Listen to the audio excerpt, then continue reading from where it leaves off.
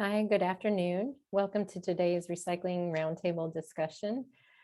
We have a large participation rate today, signed up and registered. We're excited to get this going, but we are going to give it a couple minutes to make sure that we get most of our participants accepted and into our meeting before we get started. Thank you.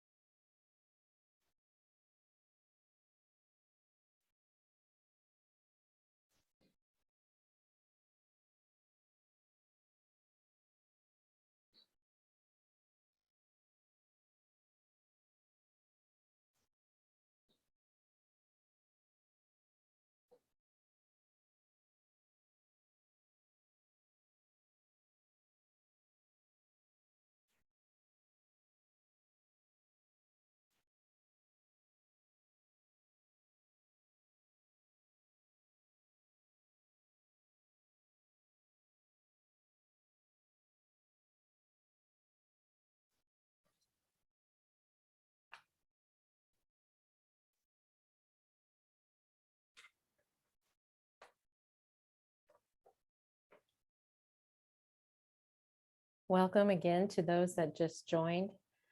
We are going to give it about one more minute to let people get into the Zoom meeting before we get started. I know that we had a large amount of people sign up for participation in this meeting, and we want to just give everybody a chance to get situated. Thank you.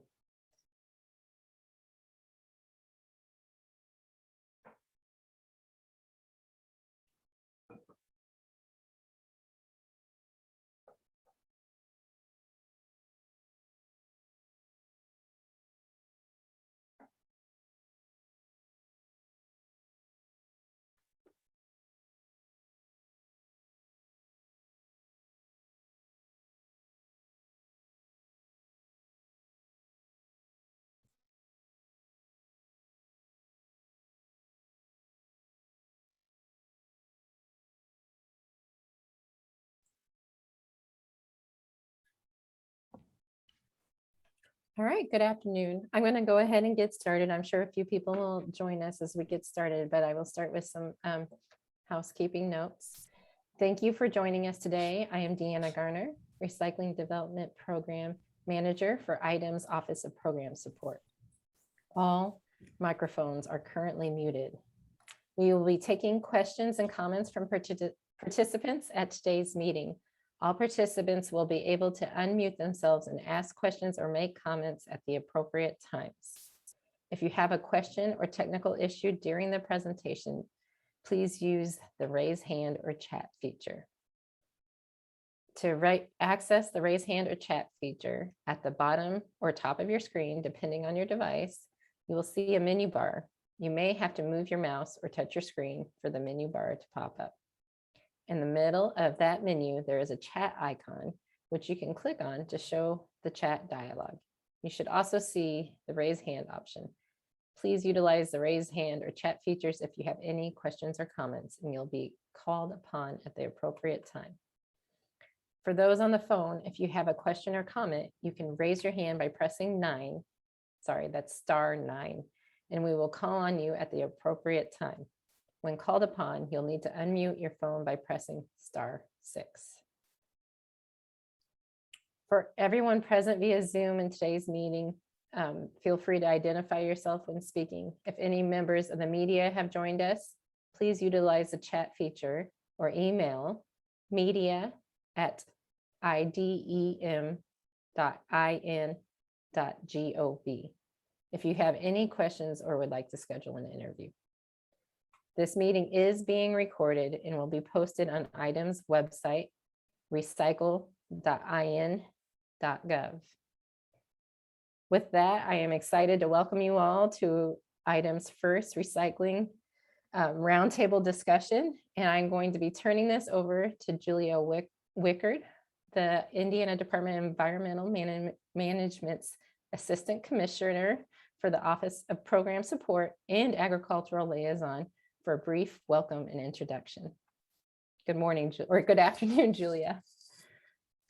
Thanks, Deanna, and thanks to all of you. 4 pages of Zoom attendees for our first ever recycling roundtables. We're really excited to have you on the team and excited to get started. This was a vision several years ago, and sometimes visions take a little time to actually make happen, but really hats off to Deanna Garner for her leadership in pulling this together, and our entire recycling team led by Pat Daniel, our section chief. We've got a lot of folks working behind the scenes to make today happen as well. And I know I'll miss somebody if I start saying their names. So, but really, we are very excited to be hosting today's meeting. We really look forward to continuing this effort into 2022 and just reconnecting our recycling stakeholders all across the state. As Deanna stated, this is the first of a series of meetings that we want to have and talking about and addressing the importance of recycling in the state. And our focus today is really on public-private partnerships and how we leverage stakeholders, various expertise and the resources that are available. You all know that IDEM is a metrics-driven organization. So I want to share with you a few numbers that we currently have and are aware of. By the numbers and with our current recycling rate, Indiana needs to reduce, reuse, and recycle nearly 2.7 million tons of additional material to reach the legislatively created 50% recycling goal. As many of you know, there's no deadline with that goal. But I can tell you that we are currently at 19%. So we know we have a lot of work to do, and collectively we know we can get it done.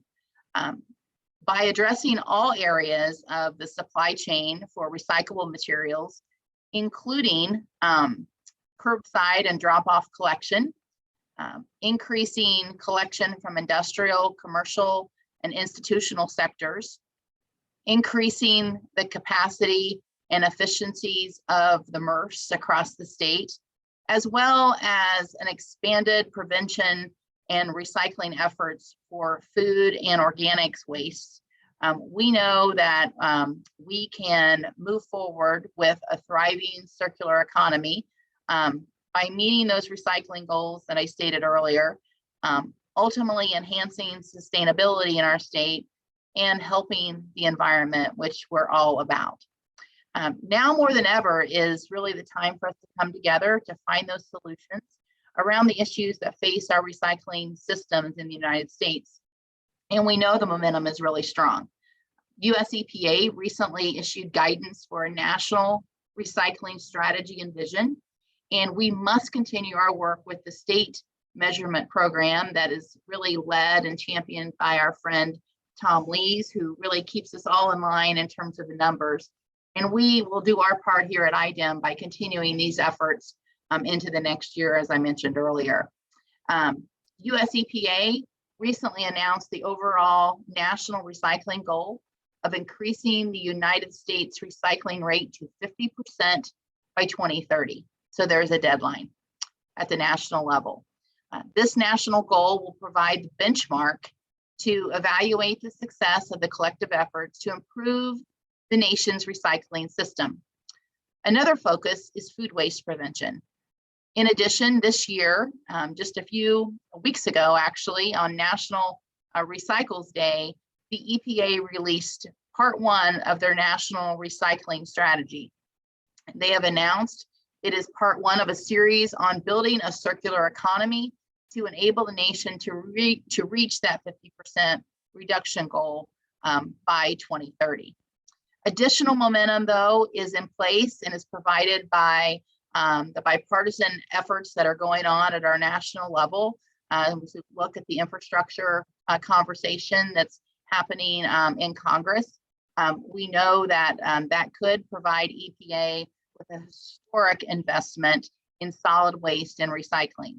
The legislation currently allows EPA to issue up to $55 million per year for 5 years to support improvements to solid waste management programs and infrastructure. It also provides $15 million per year for 5 years for education and outreach on source reduction and recycling. EPA will also receive $25 million for battery recycling, and funding could start as early and be available by the end of the fiscal year. So we're anxious to see what's around the corner. At IDEM, both right here in our home state, we are partnering our efforts with both national and statewide stakeholders, including EPA, whom we talk with regularly, the National Recycling Coalition, NRC, as many of you know, the Recycling Partnership, and other statewide organizations such as our friends at Circular Indiana, which many of you remember and know as the Indiana Recycling Coalition, and thank Allison Mitchell and her team there for the work they do day in, day out on this issue. Circular Indiana, now the new name, is focused on education and advocacy to strengthen the circular economy. They recently just hosted a full circle event, a circular economy focused policy discussion. IDEM was proud to partner with them on this event, and because of its focus on strengthening the local supply chain and really supporting the state's 50% recycling goal. So we're excited about where we are in the state of Indiana. So we have a lot going on, and we have a big conversation today to kick us off. I'm excited about the public-private partnerships that you're going to hear about in just a few minutes after I turn it back over to Deanna. And we just really appreciate you coming to the table today, having the conversation with all of us as we break out into some sessions after the presentations.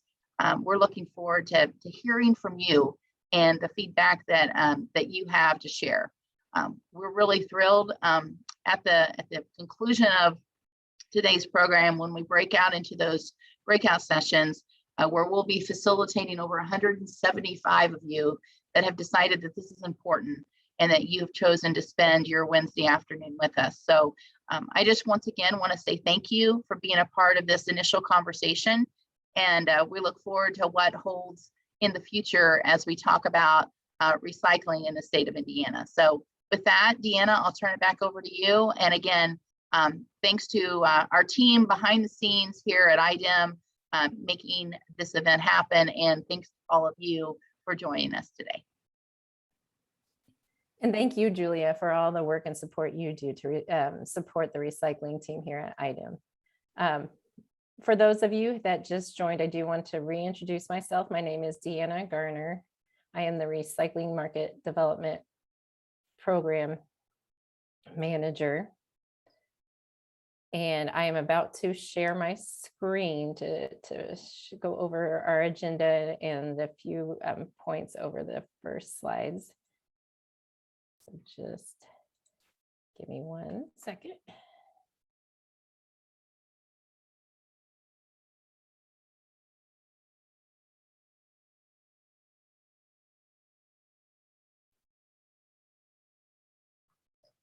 So before I get started on giving you an update on the current state of recycling in Indiana, I wanted to briefly go over the agenda for today's meeting.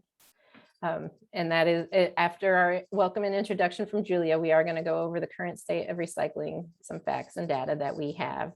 And then we'll move into the goals for today's recycling roundtable discussions, and then move right into presentations on the public-private partnerships. Today we have presentations on the Cummins Community-Wide Recycle Day, on the Medora Recycling Center and other partnerships throughout Jackson County, as well as our guests from our neighboring state, Next Cycle Michigan, on a very innovative, interesting program that we would love to see here in Indiana. We will close that out afterwards to do some brief guided discussion. Since there is such a large group here today, we are going to utilize some breakout rooms, and we'll go through some guided discussion by our recycling staff during that time. And then we will round out the entire meeting with some closing remarks and adjourn. I just want to say that throughout this meeting, we really value your feedback. We will be posting some links throughout to the evaluation form, and you'll have opportunities during those guided discussions to provide your feedback. This is a collaborative effort amongst all of us, and I'm here today to facilitate that effort. So moving into the current state of recycling in Indiana, I want to start by just kind of going over the importance of recycling to IDEM. IDEM works with partners across the state to promote recycling. Some of our past and present supporting efforts include working with the Circular Indiana on their Indianapolis Circular Economy Initiative. This also says that Indiana Recycling Coalition grants, but we now know them as Circular Indiana, as previously mentioned, in their Wabash Heartland Innovation Network grant to do some assessment through 8-county region. The Indiana Food Scrap Initiative, the increased recycling here at the State Government Center, education, outreach, and technical assistance to solid waste management districts, schools, and municipalities, as well as we offer funding through the Recycling Market Development Program and community recycling grants. Here at IDEM, a lot of this effort is provided through regulatory basis for environmental quality in the state, and it supports efforts to reduce waste, conserve resources, and pollute less. Indiana legislation provides a framework for solid waste management planning in the state that includes permitting, data collection and reporting, creation of the solid waste management districts, provisions for education and technical assistance, as well as the establishment of our recycling market development and community recycling grants. I wanted to take a moment to point out our collection and reporting. In addition to the regulatory programs, IDEM has data collection and reporting program. IDEM's solid waste and recycling data program includes reporting by landfills, transfer stations, composting facilities, recycling facilities, waste tire facilities, waste to energy plants, processing facilities, and electronics manufacturers. Municipal solid waste data and recycling rates are tracked online through ReTrack, which is an IDEM solid waste and recycling data program. The mandatory reporting of solid waste disposal at landfills began back in 1990. And then we were able to add mandatory reporting of recyclables from recycler facilities back in 2014. This is the basis for a lot of our data gathering and information on how we can move forward and reach that 50% recycling goal.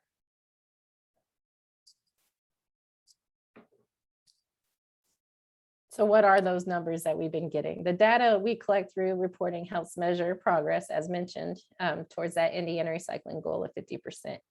In 2020, a 19% recycling rate was calculated for Indiana, with 1.7 million tons recycled or composted, 490,000 tons sent to energy from waste facilities, and 6.7 million tons landfilled.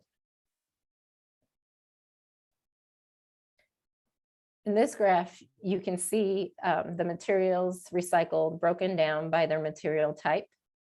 Indiana is very strong, as you can see, in paper and cardboard recycling, with some of the other numbers following behind. Some notes on these numbers: for instance, the metal category is most likely lower than what it actually is happening in Indiana. Metal, some scrap yards and other industry are not required by rule to report as a recycler.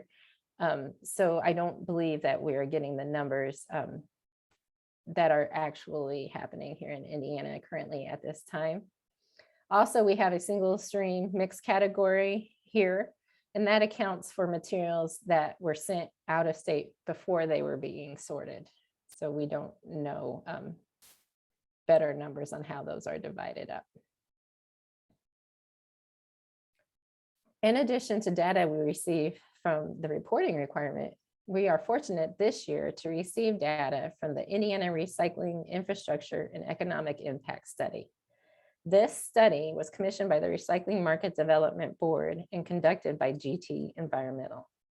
The study shows that the state has a broad solid waste infrastructure supported by 34 landfills, 78 transfer stations, 116 compost sites, 14 material recovery facilities, and 313 recycling drop-offs. Of the 14 material recovery facilities, we know that 7 are major MRFs that sort single stream recyclables, as well as several other large regional MRFs that focus on source separated recyclables. We also includes other types of facilities, including transfer stations and community recycling hubs as found in many solid waste management districts. This broad infrastructure provides 97% of Indiana counties with access to curbside or recycling drop-off locations. That's great news for Indiana. You can also see more of the study and a map of this infrastructure. And that, I apologize, that website is wrong. It is www.recycle.in.gov.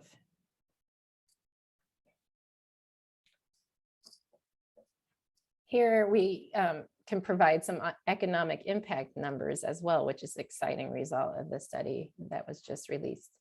The economic impact is strong here in Indiana. According to the study, in 2019, the recycling industry accounted for over 8,500 jobs, adding $1.7 billion to Indiana's economy through wages, benefits, and spending. Manufacturers account for over 350,000 total jobs for a total economic estimated impact of $117 billion and tax contributions of $2.2 billion. This is great news for Indiana. This data is just a brief overview of what we know about the state of recycling here and should serve as a baseline for us to grow bigger and better. If you have additional questions about the information provided in these slides about our recycling data reporting, please feel free. Here is our contact information. And you're always more than welcome to contact myself, Deanna Garner, or my coworker, Tom Lees. He is our RMDP engineer, and he is also manages all the data that we receive for the recycling reporting and retrack. Now we get to move to discussing some of our goals for today's meeting. I just wanted to state that we really want this to be something where we discuss and identify issues, brainstorm solutions, and share resources to current challenges facing recyclers and Indiana's recycling industry. This purpose is to facilitate solutions to help Indiana meet its 50% recycling rate while helping spur economic growth in the recycling markets. This is a first step around a much larger effort to bring Indiana stakeholders to the table, and is the first of a series of meetings we hope to host that will take place over the next year to 18 months. I am here to facilitate the conversation, but really want to hear from you, and will be providing opportunities throughout the presentation to receive your feedback. In addition, you will have the opportunity to provide feedback on our evaluation form. Please fill that out. The link to the evaluation form will be provided in our chat. Again, I look forward to our conversation today, and want to take time now to introduce our first speaker.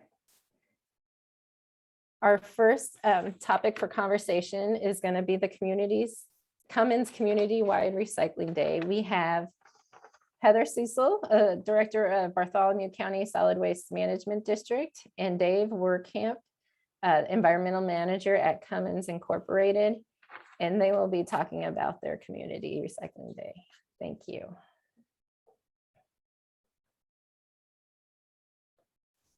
Hello, everyone. This is Dave Werkamp. Good afternoon. Can you hear me? Yes, we can hear you. And can you also see my screen? Yes, we can. Hey, cool. So we're going to spend our time here, myself and Heather, to go over the community recycle day that we have every year here at the Columbus Engine Plant, the Cummins Columbus Engine Plant here in Columbus, Indiana. The one thing, if we look at some barriers we've had over the past 2 years due to the pandemic, we haven't been able to have hold the event in 2020 or 2021. But we're going to go over the successes, and we look at. I was just talking with, spoke with Heather the other day, and talking about planning for this event. And as soon as we get back in January from the holiday break, we're going to start planning for the 2022 Recycle Day. So hopefully, pandemic, we can get everything back in place again and hold this event. So some introductions here. I'll start myself, Dave Werkamp. As I said, from the Cummins Incorporated Columbus Engine Plant in Columbus, Indiana. I'm the environmental supervisor here, and I've been with Cummins for about 28 years. Hello, my name's Heather Cecil. I'm with Bartholomew County Solid Waste Management District. I'm the director, and I have been on staff for just about 10 years. Thanks, Heather. So kind of just get started at, we'll go over CEP at a glance, and also the Bartholomew County Solid Waste Management at a glance as well. So starting out with the facility here in Columbus, from all my experiences within Cummins, as I worked at several facilities in Southern Indiana, this is the one where I kind of compare it to a shopping mall. We have all kinds of businesses and operations out of this facility, various different, if you look at it like a mall, like different stores. We do anything here from machining of the current product, diesel engines, the head and cylinder blocks. And we also are moving into electrification. So we're also assembling at this facility's lithium ion batteries for medium duty trucks, medium duty intercity buses, and also school buses. We're also for each of the buses, bus markets, school bus, and public transit. We're also assembling the batteries and drives for them at this facility as well. We do a lot of Cummins emission solutions work here, a lot of R&D, part of our facilities research and development as well. So we have a lot going on here. What's really exciting is looking at our new electrification, our new battery powered vehicles and products going out to the market. So that's really picking up speed, and exciting place to work at this time. So we have about 1,400 employees on site on a normal day. Due to pandemic, we're down to about 600. Most office personnel are currently working off site. 1.4 million square feet of floor space. So a lot of manufacturing, a lot of R&D, a lot of activity going on in the facility. And Cummins is based in Columbus, Indiana, was founded in Columbus, started in Columbus in 1919. So this facility, Columbus Engine Plant, often referred to sometimes as Plant 1, has been in operation for 102 years.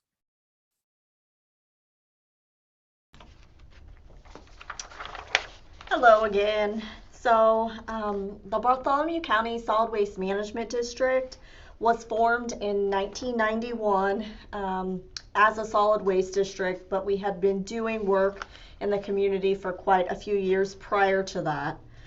We operate 6 facilities in Bartholomew County, with our headquarters and our district office being based right in the city of Columbus. But we own and operate an open sanitary landfill, a closed sanitary landfill and construction demolition landfill, a yard waste site, a recycling center, and 2 drop-off convenience stations for both trash and recycling. With only 17 employees and lots of contracted staff, Last year, we recycled 21,850 tons of material at all of those facilities. So that is both recycling, our compost and mulching efforts, all tied in to get that number. We love partnerships. This is probably one of our longest standing partnerships in this project, but we like to partner to do recycling events as much as possible within the county with the funds that we have.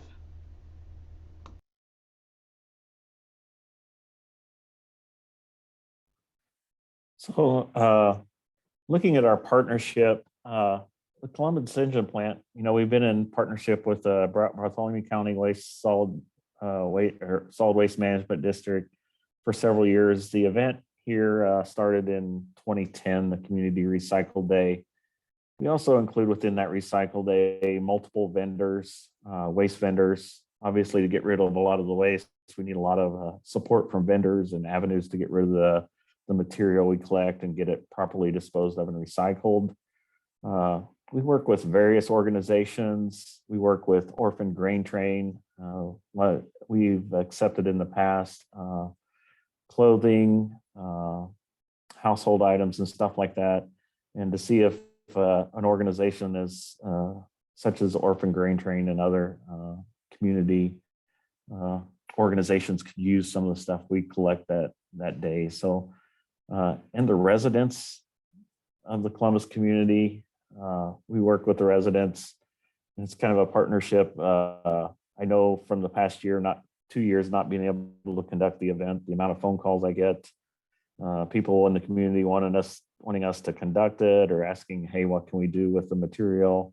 And there's a lot of excitement, I can say, in the community as this event kind of rolls around, and we started approaching when normal collection time is in June. So like I said, it's made up of ourselves, Commons. We participate and provide the facility, the parking lot, a lot of the volunteers as well. We utilize our community involvement team and our Every Employee, Every Community programs to identify volunteers. And then also working with Bartholomew County, they provide a lot of outreach, community outreach, communication, also assistance with the collection of materials and proper disposal. So Heather, do you want to mention anything on this slide? Yeah, so you can see on the bottom right-hand corner our recycling vehicle that we use. So primarily in this partnership, we're collecting material, both collecting it, handling it, and then limiting processing of materials. So we take in the plastics, the metal, glass, paper, cardboard, and books from this event, and then transport that via that vehicle to our recycling center, where primarily we sort everything into the separate categories so that it can go off to an additional vendor to actually be processed into recyclables. So that's primarily our avenue for the collection side. We do actively promote this event. We get a lot of questions since we're the primary resource in the county for recycling and waste disposal. So we like to do lots of promotion for this event. So those are our primary ways that we participate in this partnership.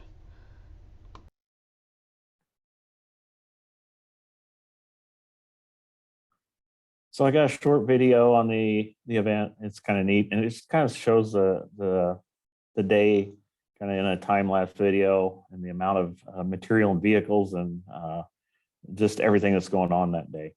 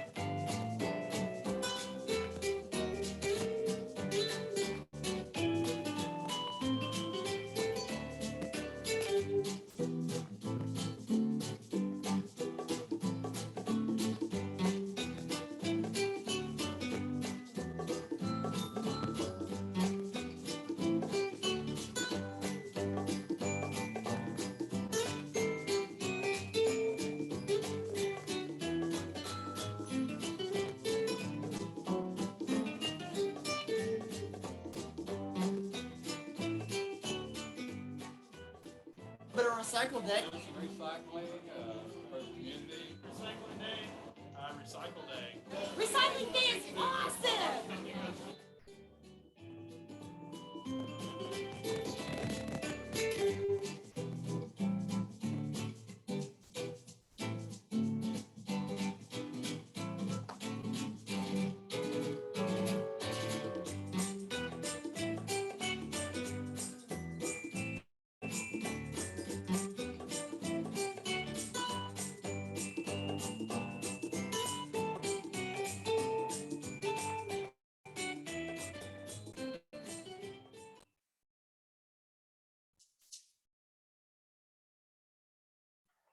So I hope you enjoyed the video. That's a time lapse video, and hopefully it doesn't rain. Rain kind of makes things a little more difficult, but rain or shine, we usually conduct the event. So how does Recycling Day work? Like I said, we manage the event, kind of lead the effort in setting up the event, working with the vendors, providing the site, scheduling the site itself, because it is a big event. So we got to work with, we are manufacturing and site as well. So we do that, and we host on site annually.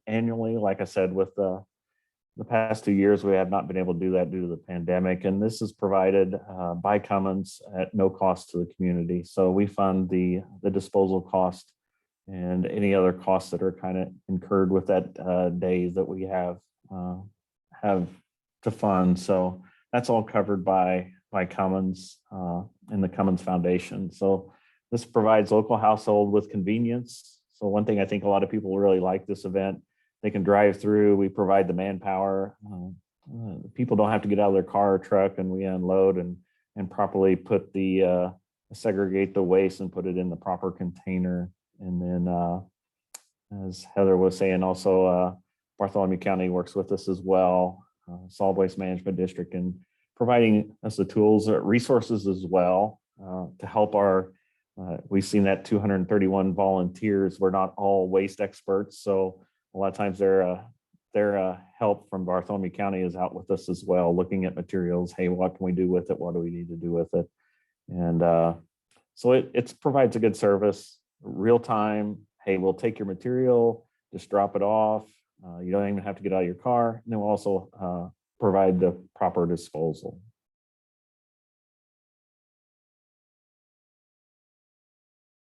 You want to comment, Heather, on this slide? I think I'm good. That's a good overview.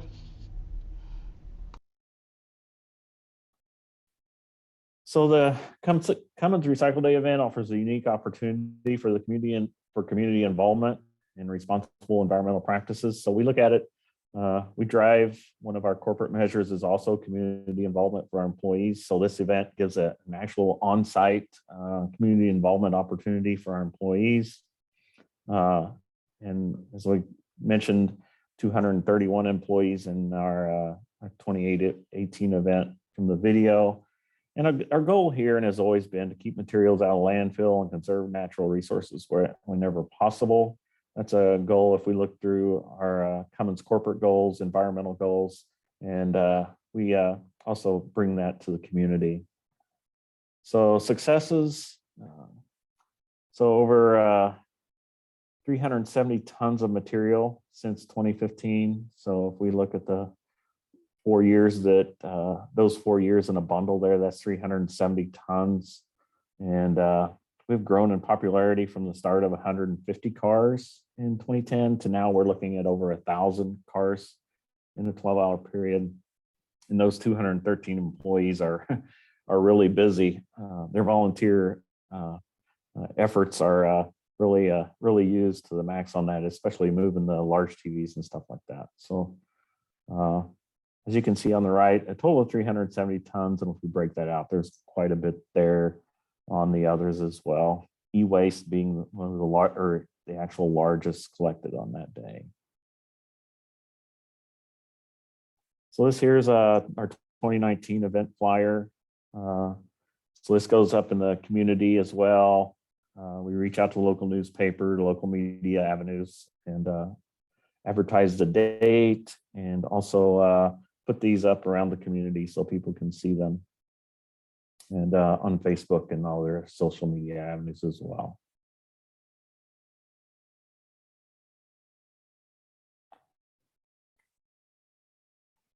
So I don't know if anyone has any questions or or I can give some answers, or we can follow up later. If you have any questions or for myself on the presentation, here's my email as well as a cell phone number. And then Heather, contact there as well. So I don't know, is there any discussion? All right, thank you, Dave and Heather. We'll give it just a few seconds if anybody. Okay, we do have a question now. We have a little bit of time for one or two questions. United Neighborhoods has asked, what are you guys doing with your glass? So this would be a question for Heather. Yes, so the glass that we collect at the VIT comes back to our recycling center. At our recycling center, we do a two-sort. It's colored glass and then just clear glass. From there, we have a working relationship with Strategic, and they take all of our glass to be used at their facility just outside of Shelbyville. All right, we have one more question before we move on to the next presenter. We just got a few more questions coming in. I apologize. Someone else was wondering who you use for your e-waste recycling. We use Green Wave Recycling. They're out of Indianapolis, I think. Okay. And we do need to move on, but I want to touch base on one question. We really want to focus today's talk, and we definitely will have other talks where we can focus on other areas. But someone asked, who initiated this relationship between Cummins and Bartholomew County? Did Cummins reach out to the solid waste district, or did the solid waste district reach out to Cummins? That's a good question. I've been involved with the event since 2018.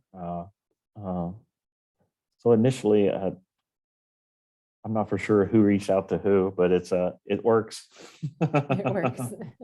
Yeah, and I'm not sure on our end either. This event has been going on longer than I have been on staff as well. So not exactly sure of the forming history of this event, but it's a strong partnership and something that we intend to continue to help with. Great. Thanks, Dave and Heather. It does sound like this type of partnership is beneficial to both of you guys, and that's the kind of partnerships we love to see and encourage throughout Indiana. We do have a comment. Someone said Cummins started it. Maybe someone else from Cummins. Well, thank you guys. Let's go ahead and move on to our next presenter. At this time, I would like to introduce the topic of the Medora Recycling Center and other partnerships throughout Jackson County. Debbie Heckman, Director of Jackson County Recycling District, and Brad Marlowe at the Medora Landfill. He's the Medora Landfill Manager for Rumpke Waste and Recycling, will be presenting on their partnerships. Thank you, guys.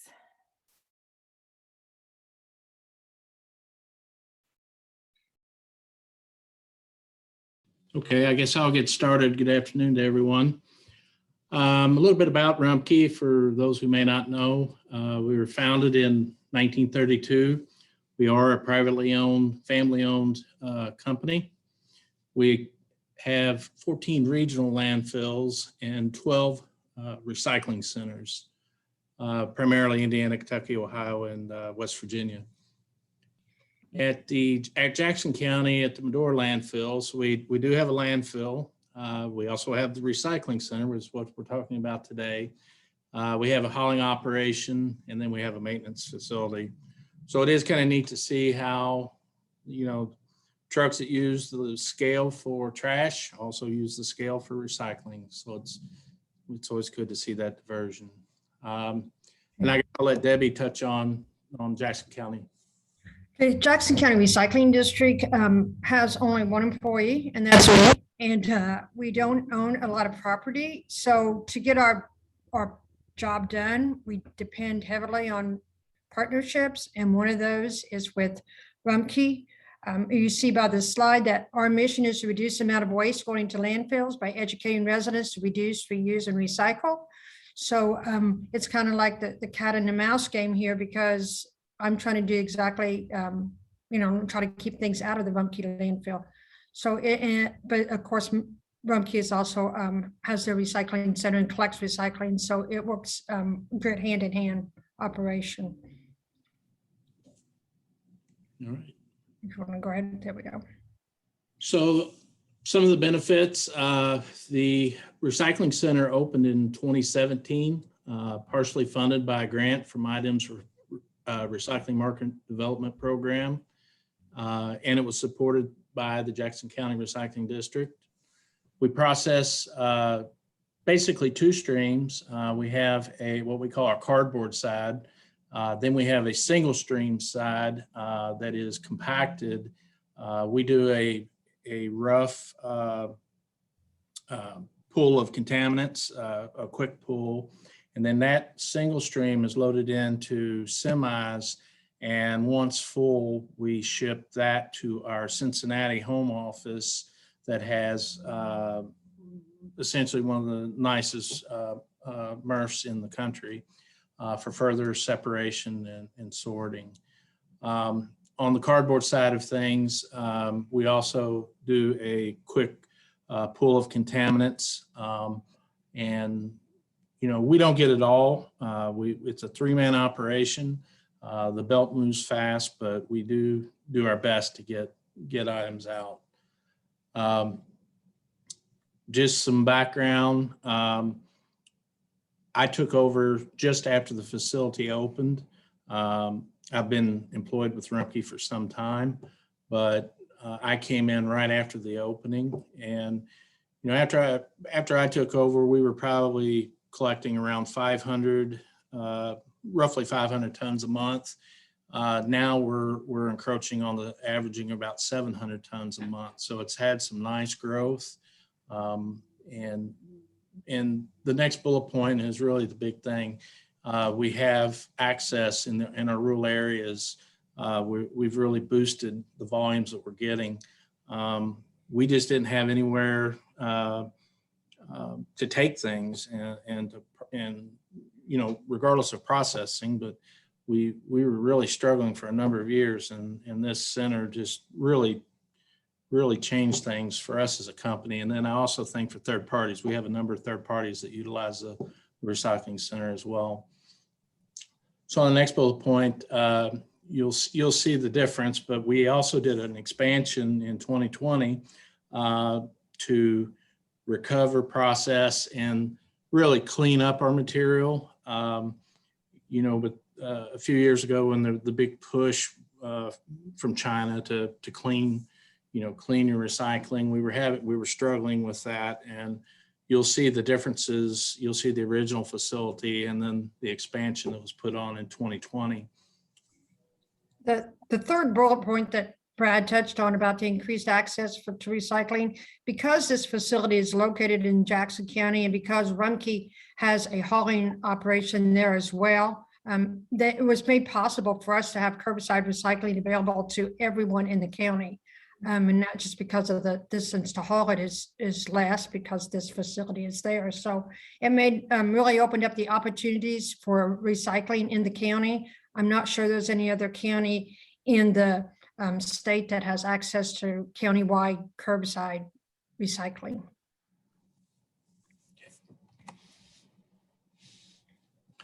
Okay, this photo is the facility as it was originally constructed. We had no roof. We just basically had a dumping pad. We would dump cardboard on the right side of the pad and then plastic and the single stream on the left side of the pad. We did have the baler and the compactor that we still utilize, but we were really susceptible to blowing material. I can tell you, when I would go out and on a windy day, you'd be standing in ankle deep milk jugs. So it was really a problem. The material was getting out in the gravel lot. We were chasing it, it's getting dirty.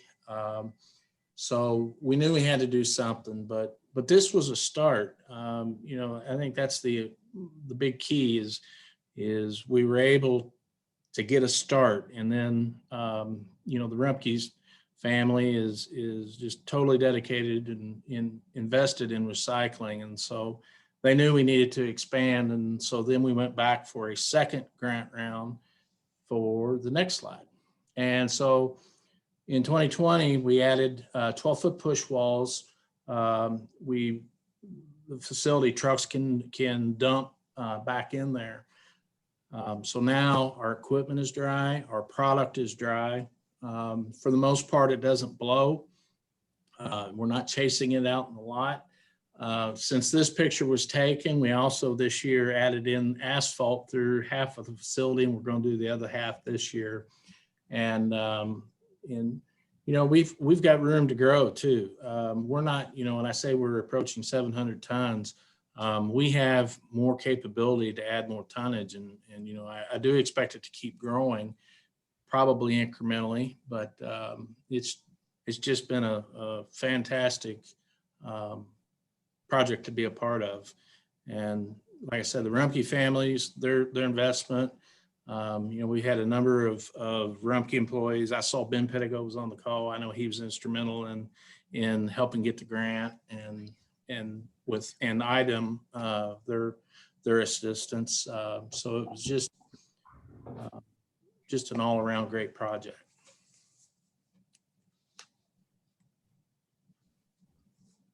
Debbie, you want to take this? Sure. Rumke and I, we cooperate together on education programs. I have a list of education programs that I make available to the schools, and one of them for the 4th grade is the landfill education program. Since the pandemic and since standards have changed, we don't get to do this as much as we would like, but a lot of the teachers would sign up for the landfill education program. I'd go to the classroom, I'd talk about how landfills are constructed, and then we would follow up with a tour of the landfill.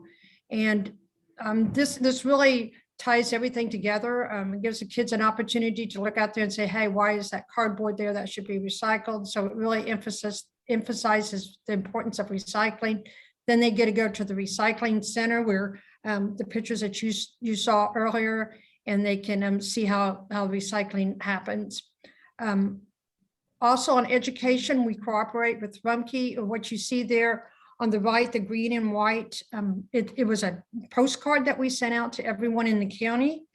And because I am only one person and I'm not really gifted in graphic arts, the Rumpke folks put together this 2-sided postcard for me that has all the acceptable items. And because Rumpke does provide the recycling on our curbside programs in our in 3 of our cities and in the rural areas, every place in the county takes the same product, which in the past that's been different because we've had different haulers or different recyclers picking up our recycling. So this was an easy way to make a consistent message. So they provided the graphic arts, they put together the card for us, and we paid to have it shipped to every household in the county. And it was a great boost. We saw people really getting interested in recycling.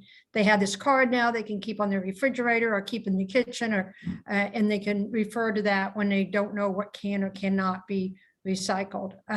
I also do a lot of the community presentations to Sonoma clubs, to church groups, to any 4-H groups, FFA groups. So those type of presentations, I do those on recycling, and we can touch on a landfill because Rumpke keeps me in the loop about what's going on at the landfill. Many times I can answer questions right then instead of saying, hey, I don't know. I'll get back to you. And, and that happens sometimes. I don't know everything, but it's great that I know enough about the landfill because Rumpke lets me in on what they're doing. that I can answer questions when I'm out talking about recycling in landfills. And when you have a landfill in your community, it's becomes very important for a lot of people to understand exactly what goes on at the landfill. So there's many questions. So it's a great time to kind of clear up the reality of landfills. So that's those are how we work together. And I think that the information that I get from Rumpke comes from Brad, because I think, Brad, we probably speak once a week on what we're doing, what I'm doing as far as promoting recycling, on things that he's doing at the landfill. If you want to go ahead and talk about that, Brad. No, I agree totally. We, and sometimes more than that, really. But, you know, being involved in Debbie's board meetings, you know, just staying in touch with what she's doing, it benefits us both. That's right. So- And the things that they talk about, any kind of changes, they recently put in a methane gas plant. And I was kept abreast of what was going on every step of the way from the, you know, I was invited to the groundbreaking, and every time they made a change, and every time they did some work on it, Brad would call and let me know. I'd visit the site. He'd explain to me what's going on. So those, this is what they like, the expansion of the recycling. I knew up front what they were thinking, you know, that this was going to have to be an improvement to expand that recycling facility that you saw earlier. Brad, also, if there's any incidents at the landfill that, or in the hauling division that, you know, that maybe is going to bring up some questions throughout the county, he always lets me know immediately so that I know the facts and can relay those if I get questions. Brad is active on our in coming to all of our solid waste board meetings so that he can communicate what the landfill is doing to my board members, and also gives them an opportunity to ask and get answers to their questions. We also have a representative from Rumpke that serves on the Jackson County Chamber Environmental Board with us, which is a great way to also get information out there to the public. Yeah, I think another thing, Debbie's also helped us, maybe not just necessarily on this recycling project, but she's really a great resource through other political leaders or county leaders that, you know, if we're asking, you know, hey, who should I talk to for this issue? And she's really been a great resource to guide us on maybe where to go and who to talk to.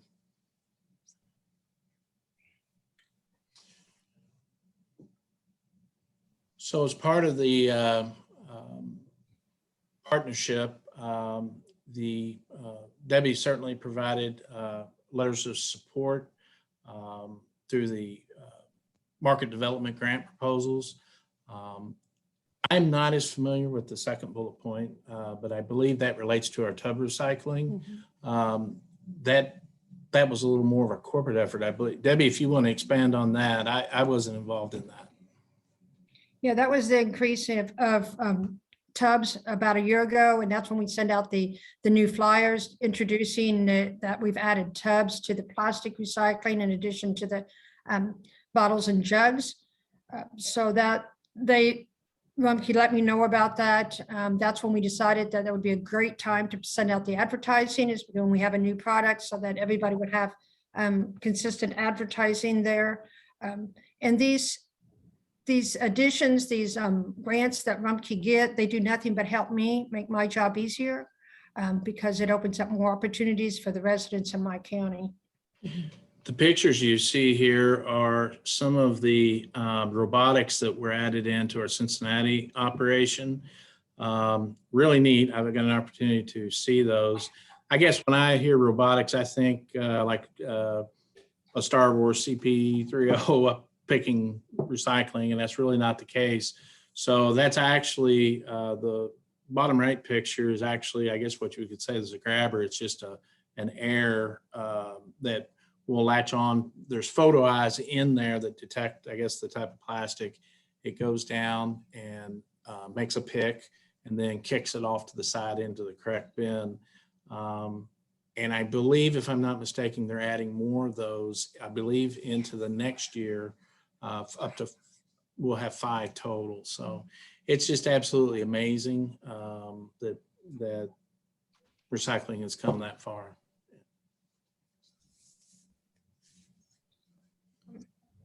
Every year, Rumpke, as a good neighbor program, they offer a free day, we call it. I think it had a better name at the beginning, but that's what the residents have coined as the title of it. So for 6 hours on a Saturday morning in June, they allow all the residents of Jackson County to use their landfill with no tipping fees. So hence they can dump your trash for free. That opens it up a great opportunity for us to do our tire collection. Like I said, we don't have much property. We just have an office. So we don't have really a location for that. So Rumpke opens up an area on their landfill property where we can collect tires that day. So people are bringing in trash, they're bringing in tires. Rumpke takes care of the trash as far as the expense goes, and we take care of the expense on the tires. But it's just a good opportunity when people are cleaning up. If they're bringing in trash and can bring their tires at the same time, it seems to work really well. And it's become just a known day that's going to happen every June, and people will start talking about it here in a couple months. When's free day? When's free day? We also provide lithium-ion battery recycling for the landfill. We know how dangerous those batteries are.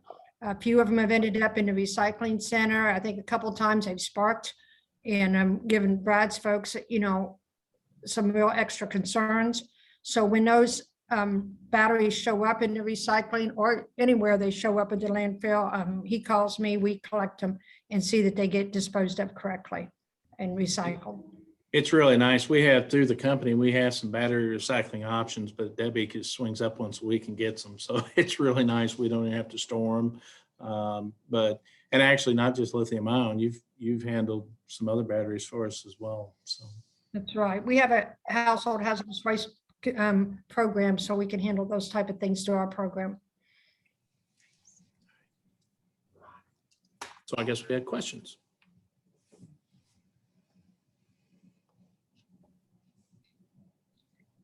Thanks, I think Brad in the and chat, Debbie. I did see one question, and the answer was provided in the comments, but I think I want to, for those who are not reading the chat, I was going to go ahead and read it. Someone mentioned you recycle 700 tons a month, and how much of that ends up as a usable end product? And Ben Pedigo was nice enough to answer that the single stream materials generated from Jackson County are transported to the Rumpke Cincinnati Regional Material Recovery Facility, where it is separated and sent to end users. Rumpke has an 88% recovery rate at the Cincinnati MRF. Approximately half of the residual material that is not recyclable through the MRF is municipal solid waste, etc. Yeah, we're only pulling out probably on average about somewhere between 5 and 7 tons a month out of that 700, which is a very low number. All we're trying to do is get the big things like the garden hoses, the gas cans, and bulky items. And we really don't have the manpower to do the full sort. We're not automated. It's all hand done. So while 5 to 7 tons doesn't sound like a lot, it's a lot of light stuff usually. So it turns out to be quite a bit of material. Yeah, I want to also just commend this effort. One thing we really like to show about the Medora Recycling Facility is it's kind of a hub and spoke model that I think benefits these kind of more rural areas that don't always have access, and is kind of a best management practice that is being talked about across the country, where we can have these smaller recycling centers that help, initially sort and process and then send to these more bigger regional MRFs. It's a great example of that, and it's done through, the partnerships through Jackson County Recycling District and others. There was a question about, and I think it's great that you're able to provide curbside recycling now to the entire county. That's great to hear. One question was that pickup once a week or once a month, or what was the frequency on that for the countywide recycling? Yeah, Seymour Matt Nicholson, he answered that question, the chairman of my board, of course, but yeah, it's Okay. the city of Seymour has their own trucks and they pick up their recycling every week. And the rest of the county, it is every other week, including the towns that have contracted service as well. It's every other week. In rural areas, it's every other week. Great. I think we have one more question that we're going to have to skip at this time so that we can move on to the next presenter and stay on time. I do encourage the presenters to go ahead and look at those chats and be able to answer those questions as well in the chat feature, as well as if your question doesn't get answered through our discussions, you may add those questions on the evaluation forms that we are providing the link to, and we will try our best to get back to you with some answers on those questions as well. Let's go ahead and move on to our next presenter then. Our next presenter is an exciting program out of Michigan. Our neighbors are here to talk. Thank you, Next Cycle Michigan, and Matt Flechter from the Recycling Market Development. He's the Recycling Market Development Specialist for the Michigan Department of Environment, Great Lakes and Energy, or EAGLE for short. And Elisa Seltzer, she is the Senior Consultant for Resource Recycling Systems. If you guys are ready, I will hand over the presentation to you. Thanks, Deanna. You're welcome. So I am so excited to be here today, calling in from Northern Michigan. Both Elisa and I have the benefit of living in Northern Michigan with lots of snow and some sunshine right now. So I have worked with Deanna and Tom Lees and your whole crew for quite a while with the Mid-America Council of Recycling officials, and we interact at EPA meetings. And I am just so impressed with the work that you all are doing in Indiana. And in fact, I love that we have a bit of a friendly competition because our numbers are pretty similar. I really enjoyed listening to your state of recycling and the work that you're doing. We too are data driven and measuring that data, and we're taking that and we're turning that data into some results that I would say in the 20 years that I've worked at the Michigan Department of Environment, Great Lakes and Energy, I've never seen so much energy coming to this topic. I mean, there's so many partners and so many ideas coming to the table. And so I think we've really hit the right notes here in Michigan with this project that we're going to walk you through. This Next Cycle Michigan is a project of EAGLE, and we have a strong team of our department, the Michigan Recycling Coalition, Centropolis Accelerator, and Resource Recycling Systems. Elisa is with Resource Recycling Systems, and she's going to come on in just a second. Next slide, please, Elisa. So Michigan's goal, we have a 45% recycling rate goal. Our rate is about 19%, right around there. And we've got a lot of work to do, just like Indiana does. We know that Michigan's recycling economy is really well positioned for growth right now. And we know that there are 138,000 jobs in Michigan that will result from achieving that 45% recycling rate, $9 billion in total labor income, and $33 billion in economic output. And I think, Deanna talked about her numbers, and I think as we benchmark where we're at and where we're going, these numbers are really important because it speaks to those various interests, whether it's jobs or environment, that recycling really speaks to, and we're happy to be part of that. Next slide, Elisa. So we use a best practices framework. We know that we need to have equitable, convenient, and cost-effective access to collection opportunities. And that's for all materials, difficult to recycle, curbside, multifamily, residential, and business and industry. So we're working in all of those spaces. We know that we need to increase processing capacity. We need strong end markets. We need to have education, engagement, and training, making sure that we're supporting our network of recycling professionals and making sure that residents know how, why, and where to recycle. And we, of course, need those supportive policies. We were going through at the same time, Tom was working on building out his recycling measurement program. We were right on their heels, and it's interesting. I really liked, we were able to use some of Indiana's good work to get our recycling measurement law passed. And then private public funding, very important there as well. Next Cycle Michigan is designed to create innovation challenges. We have micro grants, and what I find most exciting is attracting additional investment. We know in Michigan, to achieve a 45% recycling rate, we're going to need about $1 billion worth of investment. And that's not going to come from state government. We have about $15 million a year that we're investing in this. So we want to catalyze that investment. We want to create those conditions where we can connect the supply chain so that additional funding can come in. And we're successfully doing that. Next slide, please.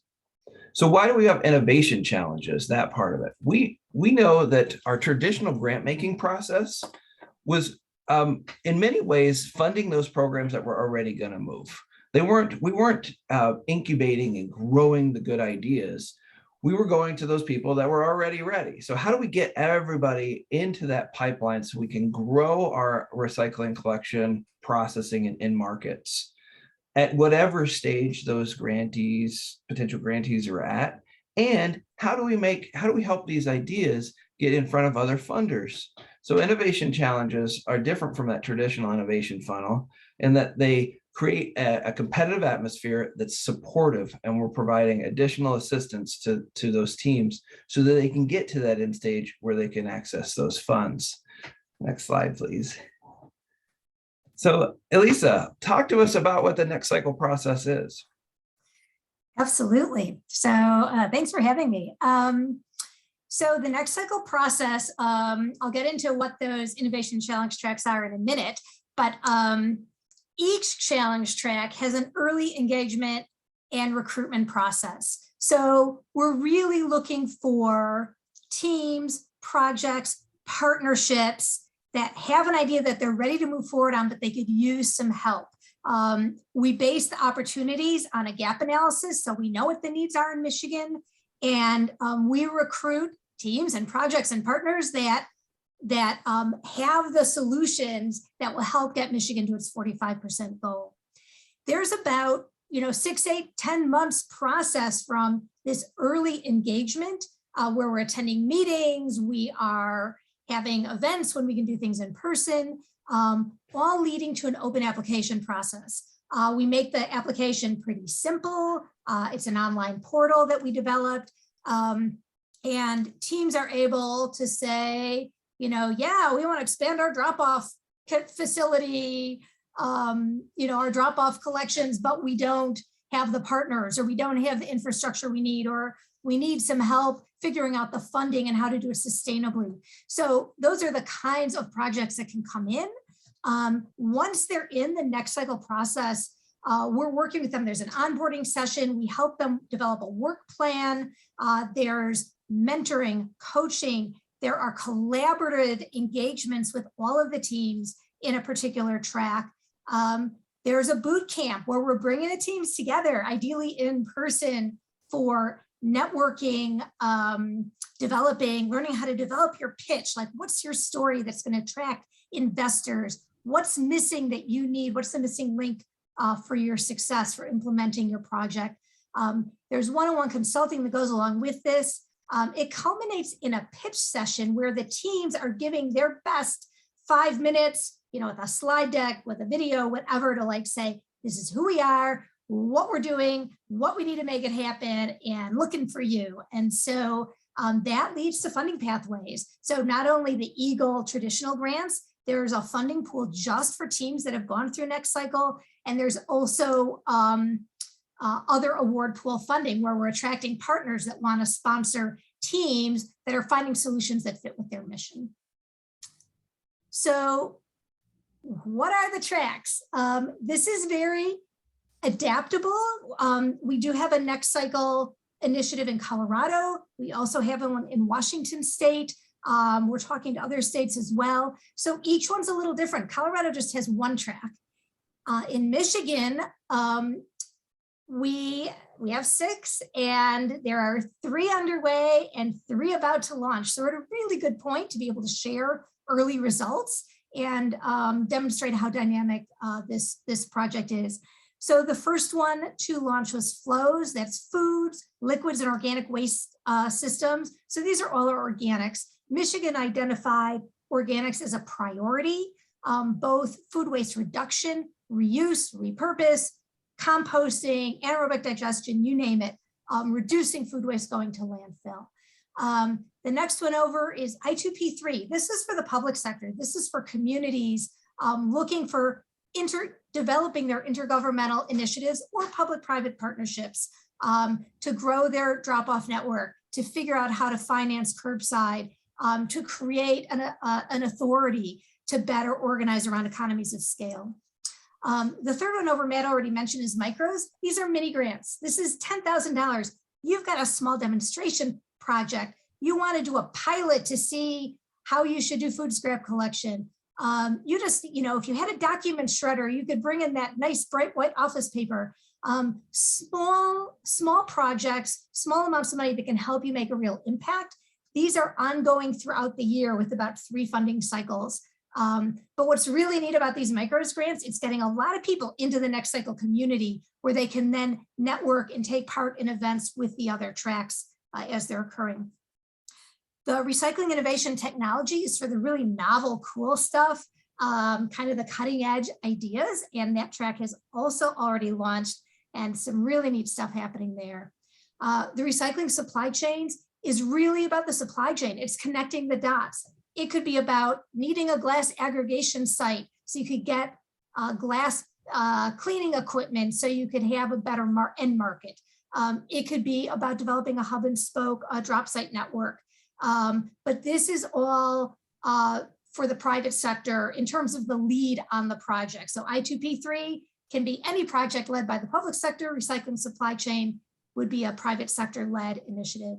And then the last one is roads, and Michigan recognizes how the use of recycled commodities in roads can really move the needle on developing end markets for some of these materials, from glass to asphalt shingles to tires to compost.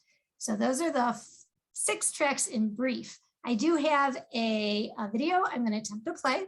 Let's see if this works.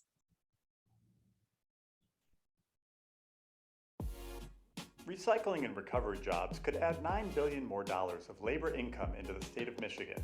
Next Cycle Michigan is creating pathways to help make that happen. We've created an exciting opportunity for entrepreneurs, businesses, and organizations to get their recycling and recovery projects powered into action. Apply with the team to Next Cycle Michigan, participate in an upcoming challenge, and position yourself for funding to make your idea a reality. Find out how you can participate at nextcyclemichigan.com. All right, so whoops, we don't want to hear that again. Sorry. Always worry about that. So we've got a lot of momentum building with Next Cycle in Michigan.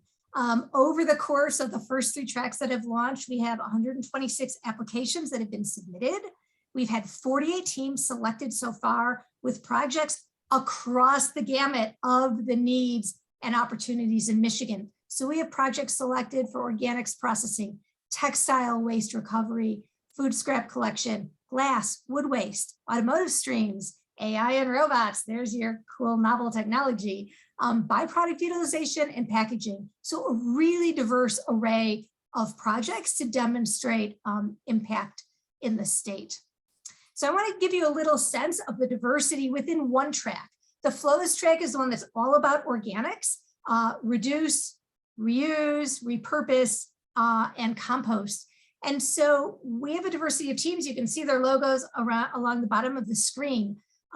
Cocoa has a process to integrate waste fiberboard from furniture makers into compost processing. Remark is 2 nonprofits that are collaborating together in Detroit, collaborating to develop a community-wide, community-scale compost site to support urban farmers in Detroit.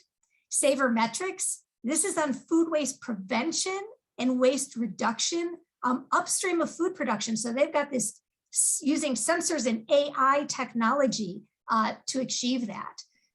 Seeds is looking at a systems approach to regional compost scaling in Northern Michigan. Unlimited Recycling is a minority-owned business taking the next step to food waste collection. Urban Ashes is actually looking at wood waste, which after food waste is the most landfilled organics material. So it's the one project specifically focusing on reducing and reusing wood waste. And Wormies is focusing on scaling a very high value market niche around premium vermicompost. So really neat diversity of teams. They're all learning together, learning from each other. This track actually started during the pandemic when we were not allowed to meet in person. So it gave us the opportunity to experiment with a hybrid team approach for the challenge track. And so they've had a series of working sessions as a group, as well as one-on-one consulting. Some of the other cool projects are in our recycling innovation and technology track. There is one startup tech company that is working with AI and robotics in MRFs. Very cool, filling a market niche that there's a lot of interest in. So we've got a lot of exciting projects coming through the innovation technology track. So I'm going to now hand it over to Matt for the next slide, and he's going to share a few slides to talk about some of the other priorities that the state has. Yeah, thanks, Elisa. So when Next Cycle Michigan started, we were moving into a new administration that has administrative priorities that focus around equity and climate. And so we were really well positioned to move this project into being able to be a resource to solve some of those challenges. I mean, that's one of the beautiful things. All of you 100 people on here, you know that there's some direct connections to how we use materials and jobs and availability of those opportunities in all sized communities. So we were already well positioned to do that. And we are also really well positioned to tell the story about how moving materials into higher and better uses has positive climate impacts, and we were already measuring some of that too. So it was really nice to really connect with that. But when we're talking about recycling, we're also talking about equity and climate and regional collaboration and making sure that that system works well. And I'm really happy that Next Cycle Michigan is being able to kind of formulate that and provide the scaffolding necessary to tell those stories. And the next slide. Thanks. And related to climate, we've done some measuring to look at what are those impacts, and we know that a lot of high impact climate solutions are daunting and seem really intangible. It's just tropical forestation, ocean shipping, alternative refrigerants. But we know that there are local things that we can do. There are tangible, impactful solutions that the communities can do right here in Indiana, in this region. Having a strong recycling program, a better composting program, and reducing food waste all have strong climate change benefits. And the next slide, thanks. And really centering around diversity, equity, and inclusion, making sure that we are focusing our efforts to invite minority business enterprises, community wealth building through new investments in underserved communities, and making sure we have equitable and fair access to the opportunities is built right into the Next Cycle process and is very important to us. Because we're keeping that value in the communities. Instead of leaving the communities, we're actually building wealth using those materials right there. And we have, I think Elisa mentioned one of the Next Cycle teams remark where they're at community scale looking. I mean, these are smaller scale projects that are really working to create local food systems tell stories about community connections, and then also creating an economic model. And we got large scale projects as well, which are really attracting additional investment to our region. Because people are saying, wow, that's the place to go right now. That's where the low hanging fruit is, where we can go get materials, we can make our investment and leverage our dollars. And that's really how that value is coming into communities. And I'd love to add something here where we have so many examples already in Michigan where we have manufacturers that are incorporating recycled commodities in their end products, in their tissue paper, in their plastic jugs to be filled with detergent, and they can't get enough within the state of Michigan. They're actually looking elsewhere. So we know that if we build these supply chains, we build the infrastructure, we help raise up these teams and projects and communities to make recycling more accessible and more convenient, we are leaving the value in the communities. We are growing our own market development right here with these projects, so we're creating this circular economy. And I just love that a recycling association changed their name to Circular Indiana, because that is awesome. So you added something. I want to add something too, because we are we work with Indiana and the regions. I mean, I know a bunch of people on your call today because we are a region, and we're a strong region where economic growth is happening because we have systems of moving materials into a higher, better use, and we are dependent on each other. I am hopeful that we grow our markets and we grow our infrastructure and we're able to support. I think this area of the country has some real opportunities to work together to grow markets together. And I think we're seeing it happen. And so I would love for you and Indiana and all of the stakeholders on this call to recognize that there are some real opportunities where we can work together and share some of these resources, share across our border. I'm really, as Indiana gets better, Michigan is going to get better, and vice versa.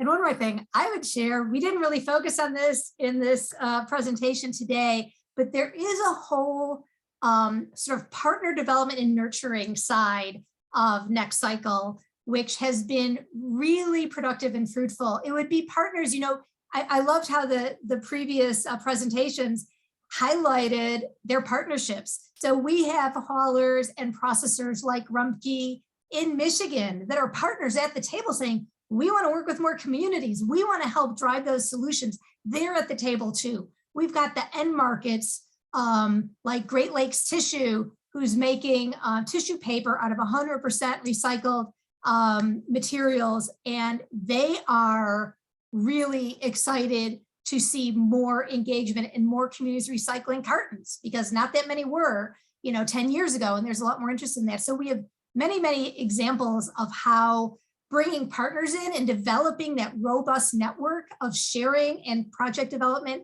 is really fruitful. And like Matt said, it can't all be on the backs of the state. We're really helping drive and catalyze those partnerships. Mm-hmm. So that actually takes us to our last slide, which what Next Cycle looks like, what that success looks like. I mean, each state may be a little different in terms of their priorities, but it's really real impact to communities, like making recycling more accessible, growing jobs, growing opportunities, filling the gaps in the supply chain. Oh, community doesn't take glass, let's fill that gap, right? You want to recycle glass in your community, attracting the investment and talent needed, increasing access, infrastructure, and end markets across the board, and growing that robust circular economy. So I'll hand it back to Matt for any final words that you may have. I just am so happy that you're doing these stakeholder engagement and having conversations like this. I think it says a lot about how you are building a community, a strong community of recyclers that are looking to solve some of these problems that we've talked about and solutions on the call today. So I just wanted to say thank you for inviting us, and we look forward to hearing about all of your successes.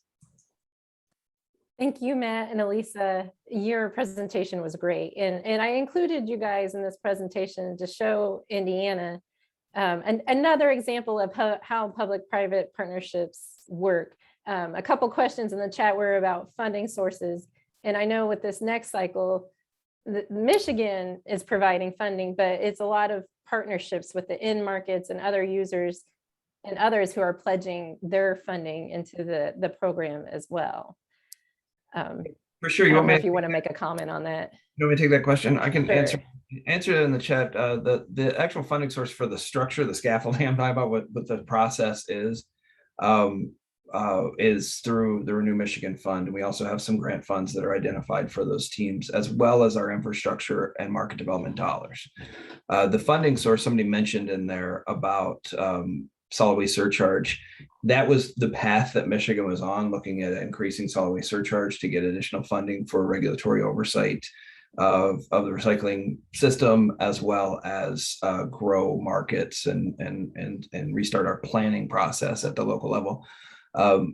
That kind of took a little bit of a turn with the legislative process, and they moved into a different funding source, which is called the Renew Michigan Fund. That's internet sales tax that identifies funds specifically for materials management and recycling activities.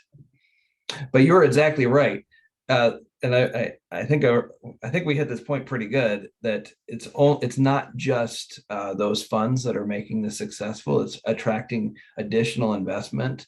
And so many of our partners, many people on this call even, are engaged in growing that local recycling infrastructure and markets.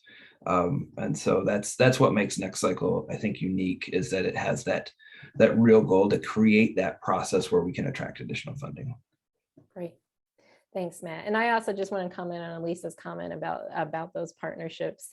And I think that's where we're trying to start these communications and this recycling roundtable discussion, to kind of build those partnerships amongst you guys that are on this call or on this meeting.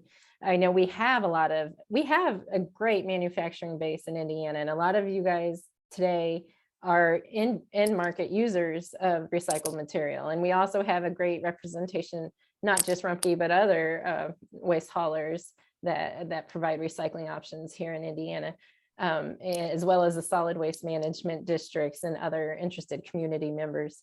So hopefully this can facilitate further discussion and further partnerships for us to find these solutions. Next Cycle is one way. If you guys think that this is worthy thing that Indiana should look at, make sure hears that, make sure your legislators hear that, make sure that your community decision makers can hear that voice of ways that we can, find these solutions. We're here to facilitate that conversation again.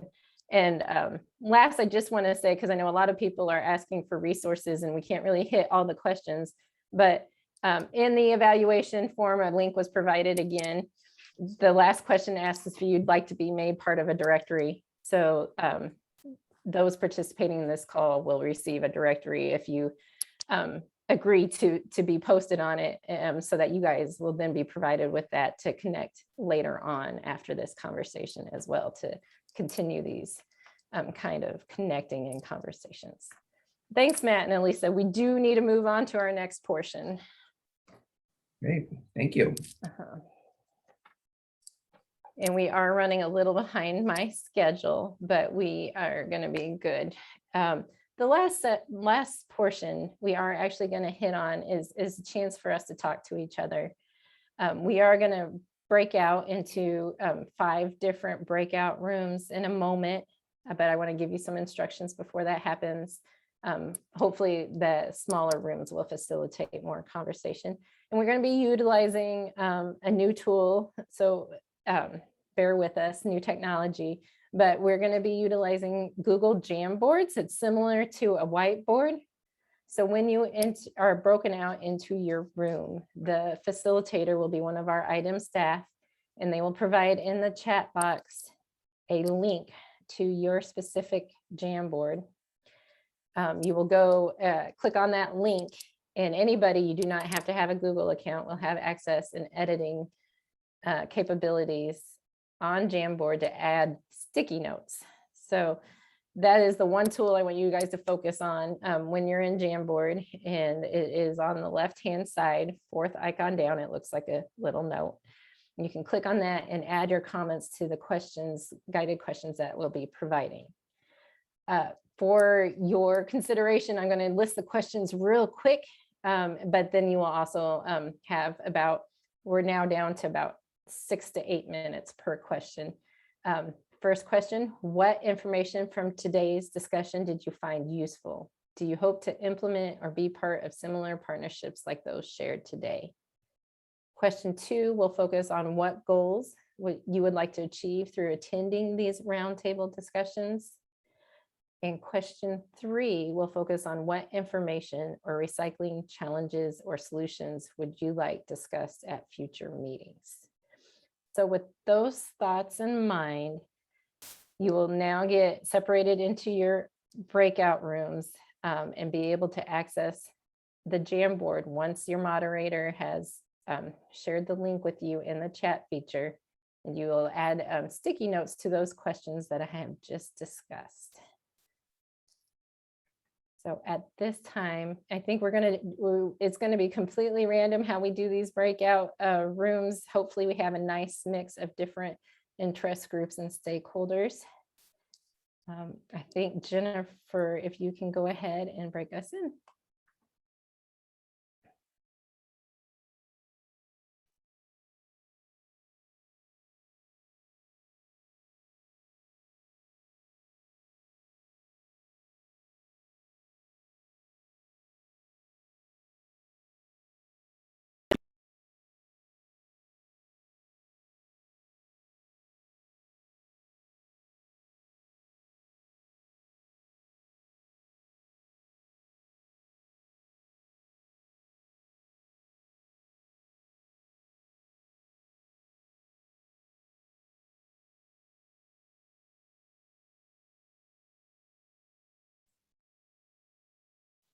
Okay, I'm going to give just a few seconds to make sure everybody has been left the breakout rooms.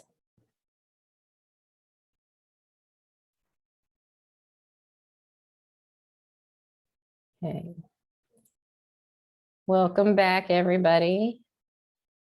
It is 4:02, so I do want to just wrap up with a few comments and let you guys go. I know that we have utilized a couple hours of your time, and we appreciate you guys all coming out and talking to us today.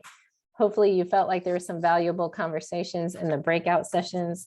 We are going to meet up as a team in the recycling section here at IDEM and discuss those comments, and that'll help us guide us into our next meeting, which we hope to have very soon.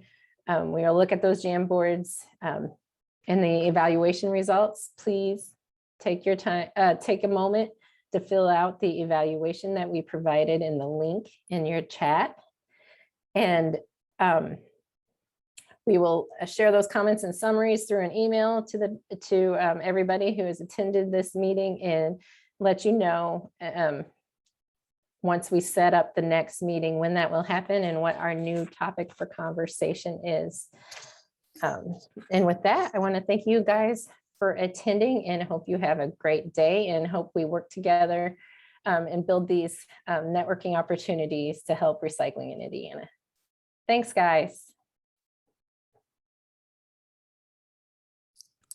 Deanna, this is Senator Bro. Hi, Senator. I am so sorry. I had on my calendar that this meeting started at 4 p.m.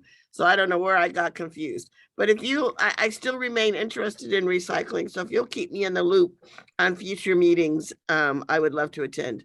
Sure, yeah, no problem. And this meeting has been recorded, Senator Burrow, so I can send you the link to the recording once we have that available. What were the topics today? Again, I don't know where I found this information, but I put it on my calendar for 4 o'clock. I don't know where that came from, but what were the topics today? Sure, we focus on public-private partnerships and furthering recycling and how they benefit recycling efforts in the state. So we had some examples from Cummins and Solid Waste Management District in Bartholomew County, as well as a Medora recycling facility in the southern part of the state in Jackson County, And we even had an example of a larger public-private actions in Michigan with the Next Cycle Michigan program. Okay, well, so we're at least getting conversations going. Yes, that's the Yes. hope. I mean, you know, I like talking, but I like acting too. But so yes, I'll send me the link and keep me in the loop, and I will attend whichever ones I can. And again, I apologize for today. I got confused, obviously.